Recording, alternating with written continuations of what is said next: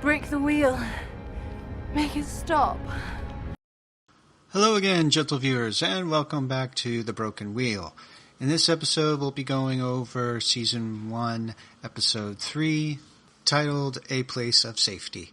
So this episode cuts between three different journeys that the characters are taking as they got split up in the previous episode. So rather than jump between all three of them in this video, I'm just going to go over each one individually from beginning to end, and that's how I'll put it all together. If you haven't seen my previous videos, I recommend you check them out so that you understand what's going on. But with all that said, let our journey begin again. So we start the episode seeing Nynaeve getting taken by the Trollocs as we saw in episode 1. However, we see that she was not in fact killed, but just simply fell unconscious as the Trolloc took her away. When the Trolloc gets distracted by cannibalizing another of his kind, she manages to run away and hides in this cave we saw her speaking with Moiraine again in the first episode. She hides in the water and eventually gets the drop on the Trolloc, and once again we see this old Aes Sedai symbol in the water and her emerging out of it victorious. So coming back to where the previous episode left off, we see Nynaeve having Lan at sword point, and Lan thinks he's calling her bluff by saying that she is not going to kill him, but then she makes a lunge at him and he's able to disarm her and subdue her, though he is surprised that she actually tried to kill him. And there's been some discussion about this, how this doesn't seem to be in Nynaeve's character to try to kill someone. And I very much agree with this, for Nynaeve at her core is a healer. That's not to say that she won't resort to deadly force when she is protecting the people she cares about, but to just, lunge at Lan like she did, that doesn't really seem to be something she would do. What I thought would have been better in this circumstance would be if Lan kind of pushed the sword down, saying that, you're not going to attack me, and Nynaeve just got upset thinking that he's mocking her and just decided to punch him. I mean, just belt him across the mouth, because that is Nynaeve, and that is very much what she would do. So Lan has tied Nynaeve to a tree to keep her from attacking him again. Then he realizes that Moraine's condition is worsening and that Nynaeve is the best bet he has to treat her wounds. And so he lets her loose, and Nynaeve is a bit reluctant to actually help Moiraine, but Lan this time accurately calls her bluff by saying she won't let someone die. So Nynaeve treats Moraine's wounds with some local herbs as best she can, but the infection is just getting worse, for the Trolloc poison is just nothing she's ever seen before and beyond her ability to cure. Lan then suddenly leaves, saying that what he's looking for is close by. And then we see him go up onto this cliff, and we see a caravan moving through the woods. And this storyline comes to its closing as Lan, Nynaeve, and Moiraine find the party of Aes Sedai, led by, who at first I thought was Elaida, but this is actually Liandrin, who have been dispatched by the White Tower to hunt down the false dragon Logain, and it closes with a rather menacing-looking shot of this man. So Rand and Mat are stumbling through these rocky, low mountains. Reminds me a bit of Lord of the Rings when they're coming through the Misty Mountains. And they're kind of bickering at each other like an old married couple. Mat is still wearing the same cloak, which he keeps wrapped around him. Looks like he's wearing some sort of bathrobe, like he's this world's version of the Dude. But eventually they come to a quarry town. Now these quarry towns are actually quite common in the Kingdom of Andor, which they are in. For much of Andor's wealth comes from mining of the local mountain ranges. So these little shanty towns pop up around whatever mines are being excavated at the time. As they both enter the outskirts of the town, they see this dead man inside of a crow's cage, having been impaled by many arrows. And Matt, of course, notices this gemstone that's on its person. And I was actually guessing when I first saw this that this was an Aiel based on his clothing. So the two of them make their way to the local tavern, which is called the Four Kings, and you can kind of see these almost Viking-like king totems out front, and of course there's 4 of them. When they enter and take their seats, we of course see a fan-favorite character, Thom Merrilin. And of course we are treated to this absolutely awesome song that he sings about previous dragon Lews Therin Telamon. And if you look closely as he sits down, you can see the multicolored patches on the inside of his coat. Usually gleemen have those on the outside to make who they are very prominent. So once Thom is finished with his song, he moves among the crowd to collect any donation for the gleeman. And this random person bumps into Matt, then bumps into Thom. Or maybe Thom bumps into him. Either way, Thom decides to sit with these 2 young men, and they converse for a bit, and then when it comes time for the 2 of them to pay for their meal, Matt realizes his purse has been stolen. Thom graciously offers to pay for their meal, showing that he now has Matt's purse, letting him know that the man that bumped into them was the one who picked his pocket, and Thom merely picked it again, though he refuses to return it to Matt, seeing this as a life lesson for these 2 young men to not be so naive and trusting of everybody, which is, of course, something these 2 are not used to, coming from this very close-knit community where everybody knows everybody and can trust everybody. So this is very much a rude awakening as the episode plays on of how cruel the world actually is. So to try to earn themselves some money, the 2 of them speak to the barmaiden to see if she has any work for them. She offers to let them chop wood. In exchange, she'll give them food and a place to sleep. Matt is being his characteristic rather lazy self and doesn't want to do the manual labor and tries to charm the barmaiden, who quickly calls him on his BS and tells him he can either go chop wood with Rand or serve drinks. And seeing as there's tips in that, Matt decides to serve drinks. After an unspecific amount of time, the barmaiden, who we find out her name is Donna, comes to give Rand a drink and find that he's more than adequately fulfilled his job role and offers a quiet place for him and Matt to spend the night. And they start to talk and get to know each other. So now that it's nightfall, Matt heads back to the dead man in the crow's cage to obviously steal the gemstone that's on his person. And he's surprised when Thom Merrill comes up behind him and sneaks up on him.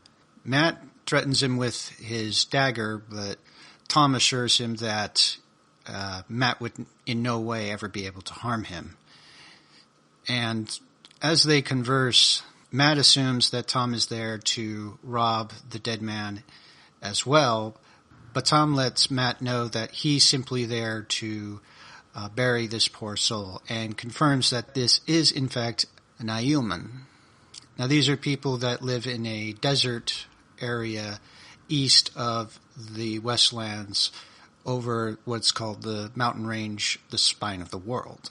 And there's an interesting interaction between the 2 of them, as obviously Matt is doing something amoral, but Thom does not judge. He simply tells him, We've all had desperate moments. However, he insists that if Matt is going to rob the dead man, that he could at least bury him. So we come back to Donna and Rand, Donna confesses how she wishes she could have had more out of life, seeing, the wonders of the world, but realizes she never will.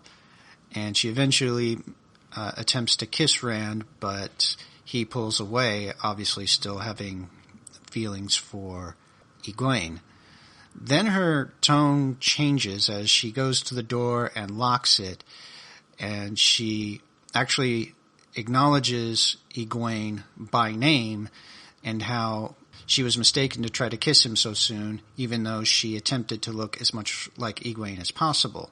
When Rand questions how she knows Egwene, she admits that she is working for the Dark One and is what's called a Dark Friend, and then takes Rand's sword before he can grab it. And then we come back to Mat and Tom, who have finished burying the Aielmen, and Tom shows a great deal of knowledge about the Aiel, how red hair is very common amongst them, though I always wondered how an Aielman would get so far west, but, that's neither here nor there. And he also explains how if an Aielman has their veil, or their covering their face, or the lower part of the face, that means they're ready to fight. They're ready to kill. But if it's not down, then they have no intention doing any violence. And that, as much as the people in the Westland consider them savages, they're actually a very honorable people. And then he says this prayer. Rest, warrior of the threefold land. May your soul find water and shade. Using terminology of the Aiel Waste, which is where the Aiel are from. And I find this interesting, for it is actually very possible that Tom has been to the Aiel Waste. Normally the Aiel, they guard the borders of their territory very fiercely. However, Gleemen are one of the few outsiders they will let cross into their lands. So as they're parting ways, Mat lets Tom know that he's stolen his purse back, and Tom wishes him well. So we come back to Rand, who's trying to bust his way out of this room, and Donna tells him that the door is made out of ironwood, and 3 people his size couldn't break down it. However, Rand surprisingly is able to break this door down, and then starts running through the streets with Donna in hot pursuit, his sword. He eventually meets up with Mat, and Donna, corners them, and she plans to bring them to the Dark One, as one of them is the Dragon Reborn. And then she mentions the character of Ishamael. Who are you? Doesn't matter who I am. What matters is who I'm gonna be. The last time someone brought the dragon to the Dark One, we still remember his name 3,000 years on. Ishamael. In the books, Ishamael is the leader of the Forsaken, who were 13 of the most powerful Aes Sedai of the Age of Legends, who joined the Dark One in the War of Power. It's worth noting that Ishamael is not actually the name he was born with. That was the name he took on after joining the Dark One, which means betrayer of hope. And then she unexpectedly gets a dagger to the throat, and we see that Tom has saved them from Donna and tells them that they need to run fast, for Donna, before she died, told them that a Fade or a Myrddraal is on its way, and they can move very swiftly. And we come back to Perrin and Egwene, who have found themselves in this somewhat of a tundra area. There's no snow, but it's very cold, but also very barren. They tried to make a fire for themselves, with Perrin using the knife that Mat gave him to try and start a fire, and we see Egwene using some hand motions like she's channeling the One Power. Then the fire springs to life, and they kind of look at each other wondering, was that you or was that me? So here we find Perrin, and this is obviously another dream sequence. Out the window you can again see this figure kind of looming in the darkness, staring in. And as Perrin moves around, he finds his dead wife, Layla, having her body eaten by this wolf. And then he once again sees this figure with the fiery eyes and mouth, and then awakens. So Egwene is pulling at Perrin, telling them that they have to run because they're being chased by wolves. So after a time of running from the wolves, they come out of the forest area into this flatland, and the wolves stop. And it almost seems as if the wolves haven't been chasing them, but more like leading them to this spot. And they both see that there are tracks on the ground from a cart or some kind of caravan that has recently moved through the area. Not having any better ideas, they decide to follow them. So after following these tracks for a while, they eventually find these people who kind of mysteriously come out of the mist, and they immediately ask them, Do you know the song? Do you know the song? And this is where we meet the Tuatha An, or Tinkerers, traveling folk as they're more commonly known, with the characters of Ela, Dain, and their son Aram. Now these people are a type of pacifist gypsies. They're nomadic, but they follow what they call the Way of the Leaf, which is a way of nonviolence under any circumstance. Their nomadic ways is actually a search for the song. Inevitably, Aram just tells them how to respond to the question that they don't know the song. Your welcome warms our spirit as your fires warm the flesh, but we do not know the song.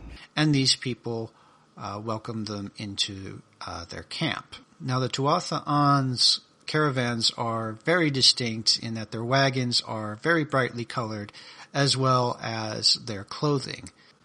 So I do love the costuming that they designed for the Tuatha An. It still has the multi-colors that they are known for. From what I've heard and read, they took inspiration from a similar type of people in Peru when designing their clothing and how they live. And if you look at the people, you notice that there's a wide diversity of people among them, showing that the Tuatha An are not just people that were born into it, but also people who have decided to join these caravans from where they traveled, which is why they somewhat get a bad reputation as stealing children. So I hope you've enjoyed this video of the third episode of the first season of The Wheel of Time. As always, if you've enjoyed this content, please consider leaving a like or subscribing to the channel to help it grow. But until the next time, let the light be with you.